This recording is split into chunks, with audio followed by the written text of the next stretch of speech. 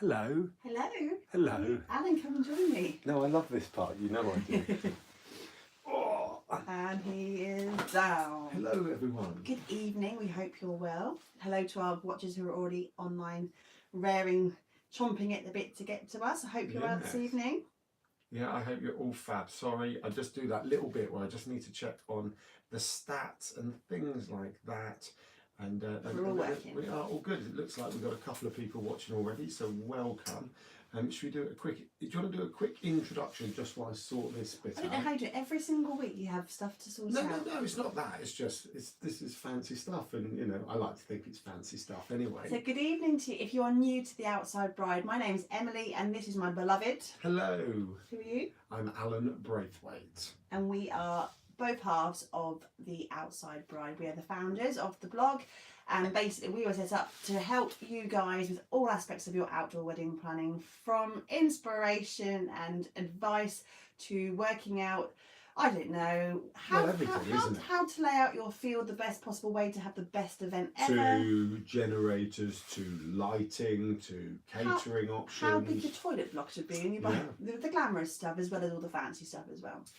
Everything indeed. So we do this session every single week. This is week number 52. It's very exciting. Week number 52.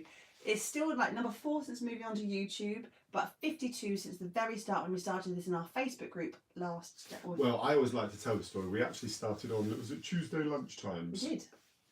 Tuesday lunchtimes.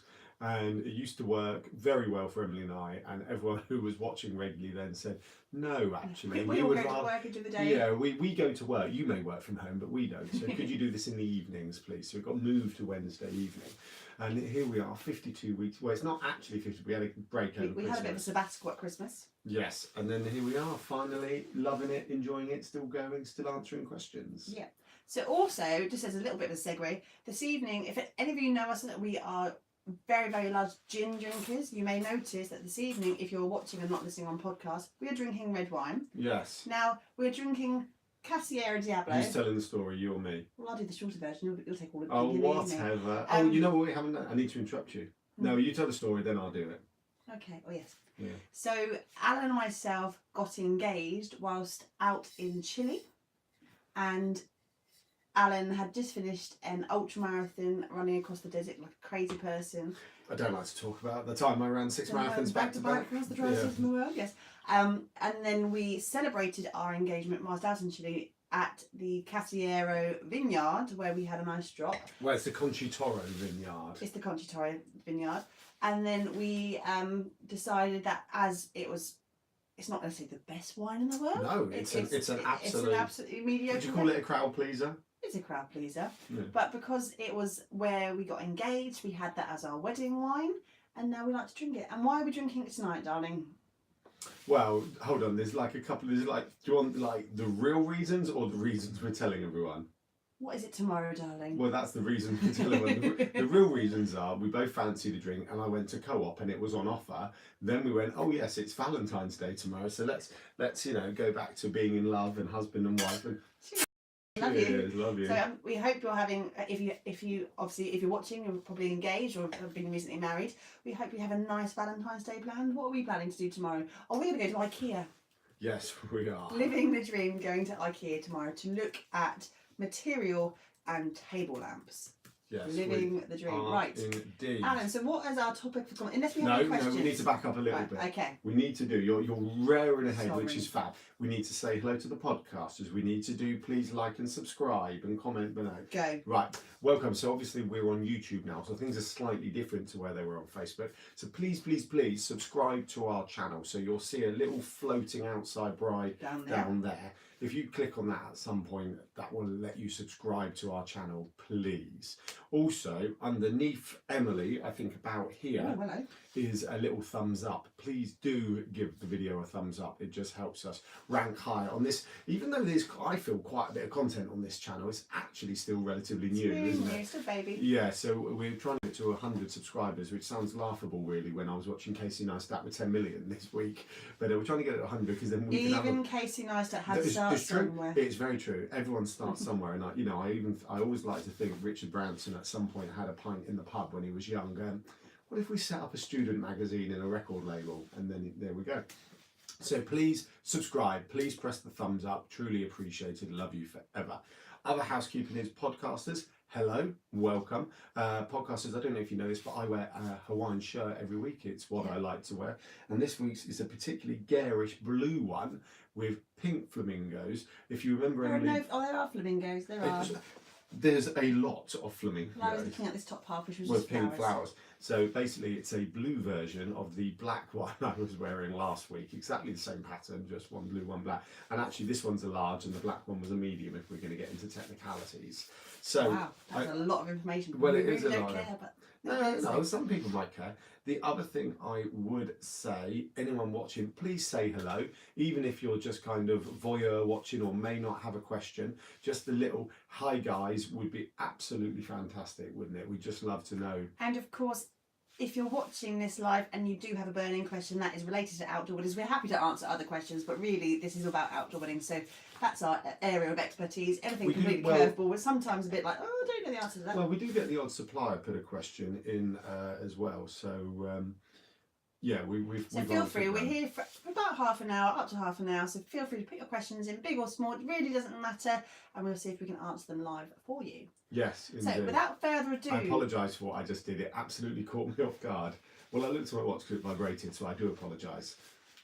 Without further ado, we've got a couple of things to talk about tonight. Yeah, we do. We've had some amazing. We had one particularly amazing blog go out yesterday, which had absolutely fantastic view and hits on it on the blog. So Emily's going to talk about that, and then we're going to have a discussion about outdoor lighting, or lighting your outdoor wedding, which we decided to talk about.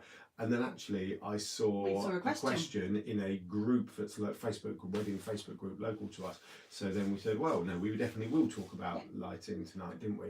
So Emily, chat away. So this week we had a blog out. It was a beautiful real wedding that was set in the Surrey Hills, and it was a traditional marquee supplied by the family's own marquee, and it was their own marquee anyway, in their family garden, and they were very fortunate enough to have a very pretty small private woodland on their estate as well. So they had a lovely outdoor ceremony that was led, I think it was by Yvonne Beck, which is an amazing celebrant. So if you're looking for a celebrant-led wedding, we've talked about this many times about different ways you can have your service.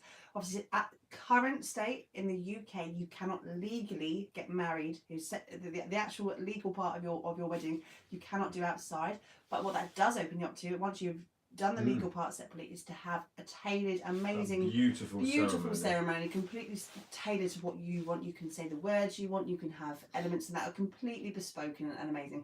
And celebrants like Yvonne are really, they're experts. Yvonne or Yvonne? I'm saying Yvonne, but I've never met her personally, so I'm going to say Yvonne. Yeah. Doesn't really matter. No, it doesn't matter. Feel free to correct us if we're wrong. Yeah. But they are professionals in their field, and they really are epic at really getting to know you and creating a bespoke service that's just right for you. So they had a beautiful archway in their woodland with the low seating, everything, when everyone came together and had the time of their life. And then they had a beautiful rustic marquee reception in the walled garden. It was it a traditional? It was a traditional marquee, wasn't it? It was a trad, yeah, it was a trad. Let me have a quick look, because I thought it was really fab. So I'm just going to double check the pictures. But it just goes to show that you don't actually have to go far from home. You know what was in the pictures we haven't mentioned? A dog. Wedding dogs. Do we own wedding dogs on Instagram? We should do. Right. No, it's fine. We've just put this we out own there. that. That's ours. We've put it in the public space. We have had several blog posts in the last few weeks that have just happened to have a dog in the in the post, be it a dog ring bearer, which seems to be very popular, a traditional marquee, or just in a styled shoot where it's been in the shot or whatever. Those posts have literally blown my mind, and yours a little bit, of how popular they've been. Hashtag dogs of Instagram. Who knew that was such a big thing? We went into the wrong type of business, didn't we? Yeah. We should not have gone into weddings. We should have just gone into dogs of Instagram. We would have been millionaires years and years and years and years ago. We should have done. I was just flicking through the blog post. Apologies, but what struck me is that once again they've got one of those very, very simple colour palettes. They're basically going for the kind of the ivory of the traditional marquee and the matting with green botanicals. And you know, there's a wedding we did with our other company, Baylily valentines, last summer. That I bang on about particularly. I thought it looked beautiful. They had Sperry tents, and there was a dead tree that they had big paper lanterns from this day. It was absolutely. I might try and find a picture because it was gorgeous. On Baylily valentines, we've put a couple of videos up over time. Over the time, whatever. What was my point? Anyway, my point was, I think this is only the second wedding I've seen with that very simple colour palette, and it looks brilliant. Wedding trends for 2019, they're actually polar extremes. If you're looking at them, and there's been lots of trend reports and people coming in saying what they think is going to be popular for 2019. They are two polar extremes. On one end, we have the very muted tones, very understated creams and light palettes that are really, really, really subtle, mixing with, like Alan says, with the botanicals and the greenery, and having wow factor foliage everywhere, which they are stunning. And they what they do really well is the fact that they let the decor speak for itself rather than having to really pow someone with colour. The surroundings become the decor. Yeah, I'll put the link to this blog post in below. Yeah. And then the other end of the spectrum, which we have some amazing things going on in the next couple of weeks. They're all scheduled to come in sort of towards the end of February, beginning of March. Are the real, like, in your face bright colour pop weddings where the bolds and the brights I really like the really deep tones are coming in as well. So they're complete polar extremes, but both of which are, to me, they're both stunning. I mean, I first saw the colour pop. I'm sure you saw it before. Like, I think it was October last year, and actually it was. I'm just trying to think of the wording. Someone had set it up at a trade show. I don't know what the correct wording is, but we were at an outdoor events trade show, and someone with a TP had set this up, and I was like, I really like that. I think that's going to be big, and now we're seeing it everywhere. But what we're seeing is the back end of last year, so it actually turns out we were a little bit late to that one, but it's gorgeous. But these muted tones, and I mean, I was just flicking through that blog post again, the real wedding. Even down to their beer buckets and their Prosecco champagne, they're green to match the botanicals, to match the foliage, and just the natural. I love it when Alan starts to talk about decor stuff, because he sounds like he knows what he's talking about, but he has no idea because he is our operations man. Of course, I know what I'm doing. I don't just do technology. I do aesthetics. I designed my best ever Insta story post today. Yes, for those who follow us. It's fair to say the ones that look like they've been designed by a 40-year-old male with not the most creative skills, they're the ones I design. But I did one today that I was very proud of. I tried my hardest. Surely that's what counts. There we go. Behind the scenes. Hashtag behind the scenes. Right. Hashtag anyway. So this evening's... Hashtag anyway. All right. Hashtag just saying. Hashtag down with the kids. The podcasters are getting bored now. I know, I'm really sorry. Podcasters. Sorry, so this YouTubers. evening's topic of choice is going to be all about outdoor lighting. We've covered this a few times in the group previously. We've also discussed this in our planning sessions course as well, which is a whole segment on lighting and power and that kind of stuff. So we do cover that. So if you want anything in more detail, do feel free to pop onto the planning sessions and look at that module in its own. Each part of the planning session has now been broken down into a single module, so you can buy each bit depending on where you are in your wedding planning, or if you're starting from scratch, you can do the whole 6 modules. But outdoor lighting is such a major consideration that a lot of people either forget about until last minute or don't know how to approach. Now, there are a few things to consider. Sorry, can I find this question in specific? So, you start, because one of her question was, I've lost it, silly person. Right, so randomly we know where she's getting married. It happens to be about 2.5-3 miles from where we live, which is very random. But what she basically wants to do is have festoons hanging from what looks like thin air. Yeah. Okay, over to you. We won't give you her name, even though it's in a private group. The first considerations, and this again, it's going to go in 2 parts. It's going to be the people who have not considered it and the people who want every type of light, like pink and black illuminations at their end. So in terms of what you need for an outdoor wedding in the UK in the summer months, it's going to be very different depending on what part of the summer you're getting married in. For example, if you're getting married near 22nd of June, Midsummer's Day, you're going to find that actually your evening light is going to be extended right up until 10, 11 o'clock at night. So you may not actually need a lot of outdoor lighting for the evening. If you're getting married at the other end, you're going back towards September, it's going to get dark a lot quicker. Therefore, you are going to have considerations about where you're putting outdoor lighting. The example I used in the planning sessions that I'll quickly talk about was I managed a wedding in September this year, wasn't it last year? At Fairfield. And yes. I did the event management for the day. The night before the wedding, as the bride and groom had finished all their setup, they did an amazing outdoor wedding. They had a marquee, but they had lots of almost like just stands dotted around the site. It was a big campsite. And actually, at 10 o'clock at night, I had a phone call from the bride going, "Emily, it's really dark. We haven't lit up." And they hadn't thought about lighting up the little gazebos and marquees and stuff around the site because they just hadn't considered it. They had a photo booth set up outside. They had a drink station set up outside. They had guest books set up outside, and they could not see past the main marquee. So I had to. Luckily, we have a backlog of extra equipment, and we had some festoons and stuff, and we managed to make the best of it outside. But really, people just forget about it. They're so caught up in the decor and the structure that they're putting together, and the tables and how the tables look, and the sweet carts and the drinks, that they forget about some of these fundamentals.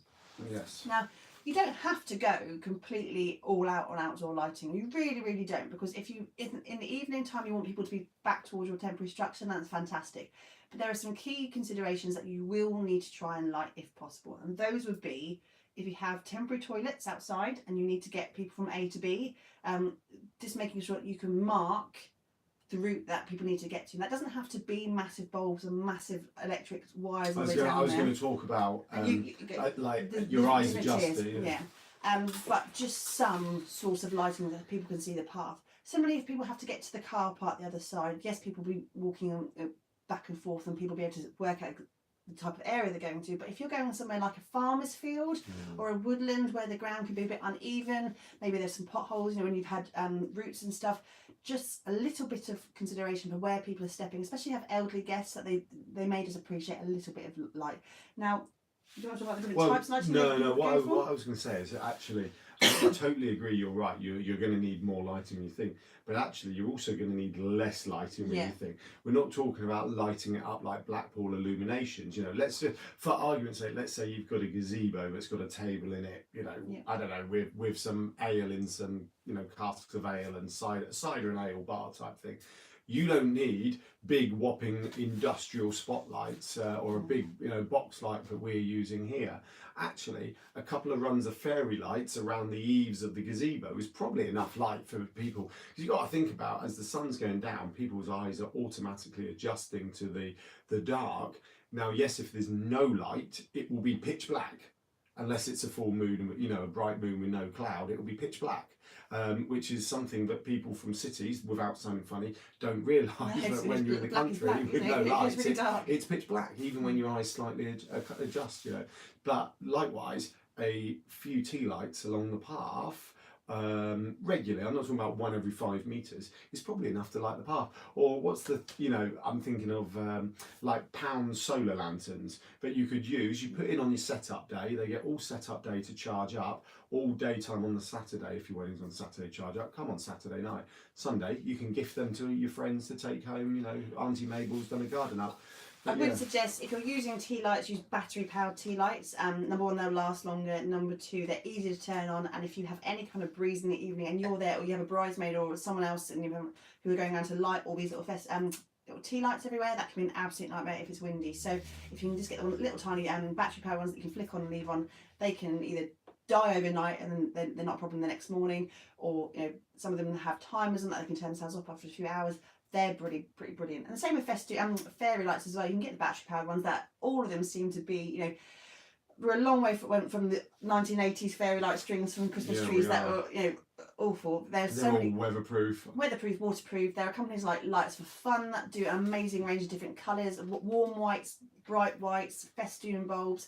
The only thing I'll say, if you're buying LED battery powered festoon kind of bulbs, they don't give off as much of a bright light as ones that are powered in. So definitely, if you are buying them in, definitely look at ones that are wired in rather than battery powered, because they are just they're bright, but they're more of a subtle kind of dull white. No, they are. We actually have both sets, don't we? Because we've discovered that, and they both have different purposes. The warmer whites, the less powered ones, I don't know what the correct terminology is, we would use them on like a shepherd's crook along a path. But the big brighter festoons with, you know, a full-on LED bulb, mains powered, they're the ones that we would connect to the side of the marquee to is it called a festoon pole? Yeah. It's called a festoon That's pole. what the match about. Well, that's what in my head that was my segue in. Well done. Great minds. Oh, true. The photo that we saw from the lady who was asking the question about how to get these beautiful, you know, you get the curtains of lights going across in the trees. It is stunning in the picture. It is worth trying to find a supplier to do that for you.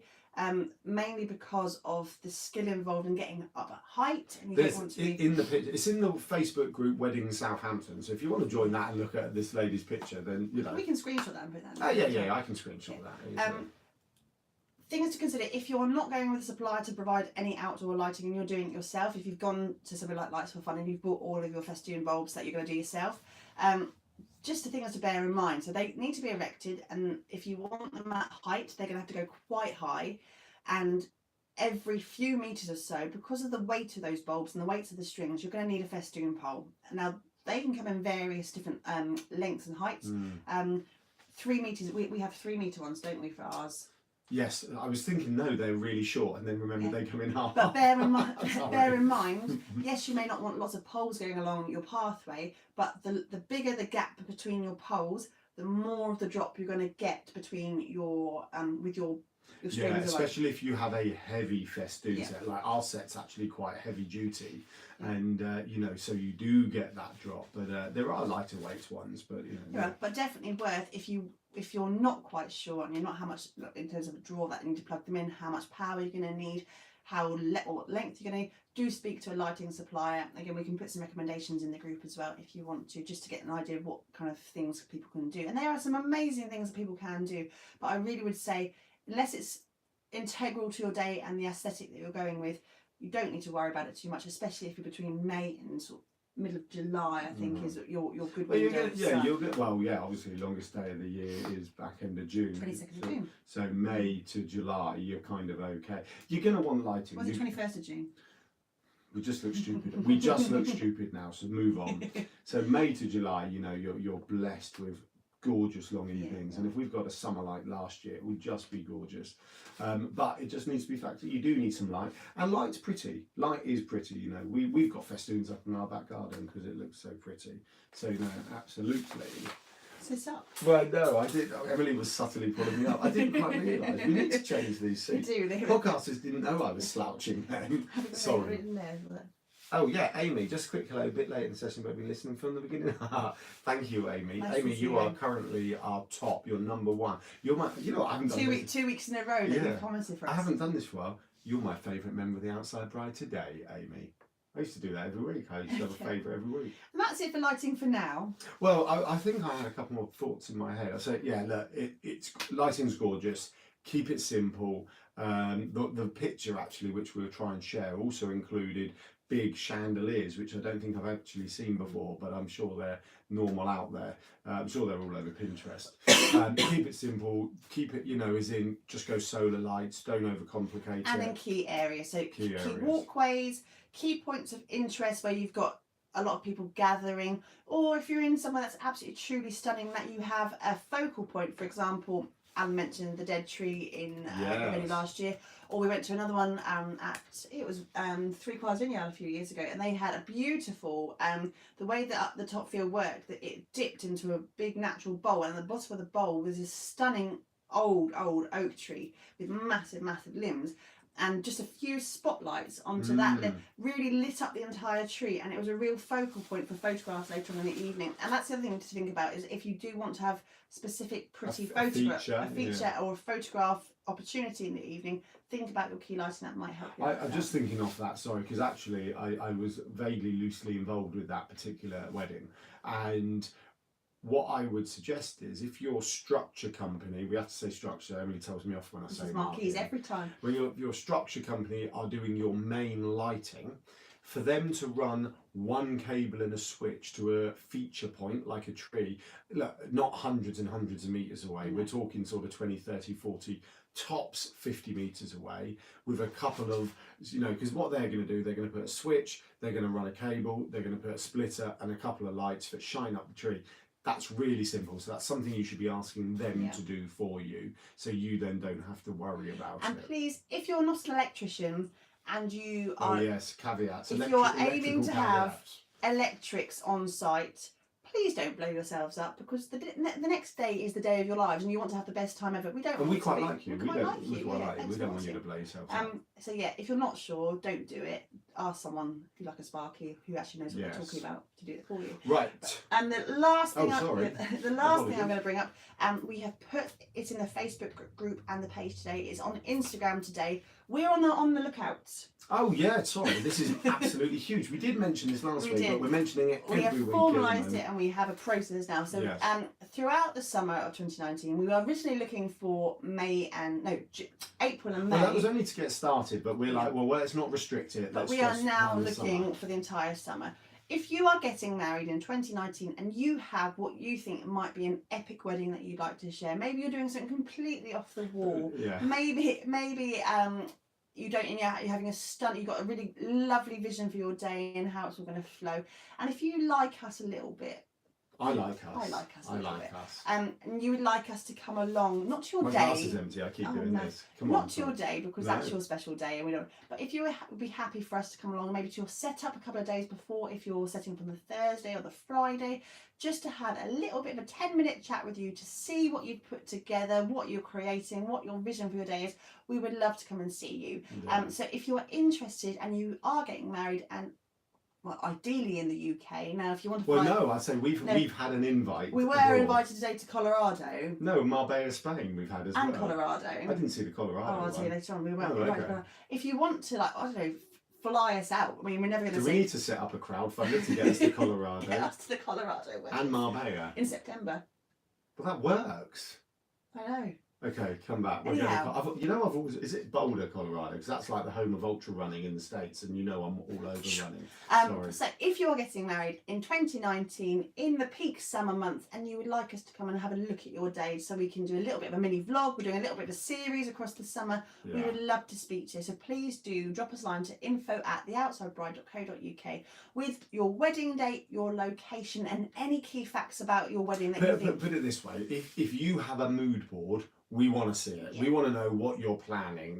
We want to know that you've spent 10 years buying, I'm trying to think of something, stuff that we'll do off of Amazon and eBay, and you're hoarding it because you're going to create this particular, contemporary something. Outdoor weddings, absolutely every single one. I lost track. Outdoor weddings include beaches, woodlands, farmhouses, farmyards. Farmers' fields, vineyards, rooftop terraces. If you're urban and you have an amazing rooftop terrace that's open plan, we'd love to come and visit that. Back gardens, manor houses, country gardens. Gardens. If you are back garden sounds well dodged, doesn't it? Move on. He's not on Prime today. No, are you? I'm not. It can be anything as long as it is utilising the great outdoors and our great British. Sorry, how can back garden even sound vaguely dodge? Right, move on. Just stop talking. Please get in contact. info@theoutsidebride.co.uk or just send it to me, Alan, at theoutsidebride.co.uk. Yes, that's it for this evening. That is it for this evening. Thank you for watching. Amy, thanks number one. We did do click. Do we need to apologise for that? I apologise for Alan's behaviour. I apologise for Emily tickling.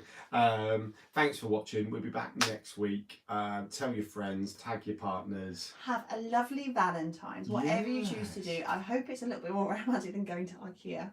Well, it's not that we don't celebrate it. It's because we do. We love each other to bits. Fact, I love you anyway. But I don't know why. It's not even that anti-commercial thing, because we're in this industry of love and weddings. I don't know why we don't.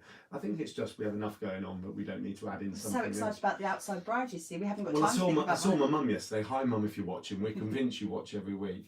No, don't apologise. I saw my mum yesterday, and she's already up telling me what she wants for a Mother's Day present. Wow. Well, it was relevant and in context, but I'm like, Okay, I've got to think about Valentine's Day. I'm already planning Mother's Day, and then we got the 3 kids. We haven't talked about our 3 kids that much recently. Oh, they're lovely. Yeah, they're lovely. Right, come on. Amy, thank you very much. Everyone else, thank you very much for watching. Yeah. I've got some fancy graphs here that tell me people have been watching for the I'm duration. going to ban you from looking at that next week. Well, no, I have to, because I need to make sure the feed's right. And people, look, we need to go. Podcasters, thank you for listening. iTunes is picking up, actually, quite nicely. If you are watching on YouTube or Facebook this evening and you don't know about our podcast, go onto our website, click at the top on the About section, and there is our podcast link there, and you can listen. So if you're in the car and you're really bored and you think, I don't know, I've not heard of Alan and Emily for a while, let's click on the podcast. You can listen to us while driving. I want to know all about outdoor lighting, outdoor wedding lighting. Wow.